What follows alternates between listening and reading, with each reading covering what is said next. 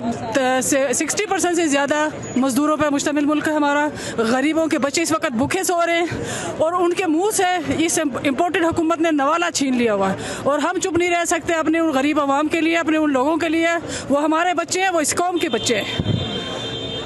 जो एहतजाज है इसका क्या मकसद? इसका मकसद ये है, ये अंदर जो इम्पोर्टेड हुकूमत बैठी हुई है ये इस वक्त NRO 2 करना चाहता है और नेप को ख़त्म करना चाहता है। ओवरसीज़ पाकिस्तानियों की वोट ख़त्म करना चाह रहा है। उनसे वोट का हक तो ये ले रहा है और उनके पैसे इनको अच्छे लगते हैं। वहाँ से जब डॉलर आता है वो इनको अच्छे लगता है, उनकी वोट इनको बुरे लगते हैं, जबकि इनका अपना नारा है कि वोट को इज्जत दो।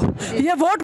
मेरे बच्चे मंडी में काम करते हैं, वो 1500 रुपये दिहाड़ी लेके आते हैं। हमारा किराए का घर है, हम घर बिल्कुल नीचा से, मेरी छोटी छोटी पोती हैं, मैं उनको दाखिल नहीं करा सकी। ना हमारी इतनी वसाइल है कि हम उनको दाखिल करवाएं, ना हम पेट भर के खाना खा सकते हैं। तभी आप खाली हांडी है, घी 550 रुपये किलो घी, और घी लेंगे, चीनी लेंगे, पत्ती लेंगे, क्या क्या लेंगे? 1500 में कुछ भी बेटा नहीं आता। ये हुकूमत ने बहुत महंगाई कर दी, हम बहुत मजबूर हैं बेटा, हमारा कुछ करें। तो वीडियो लाइक करना मत भूलिएगा, सब्सक्राइब बटन पर क्लिक करें और बेल के निशान पर भी क्लिक करें ताकि हर वीडियो आपको मिल सके।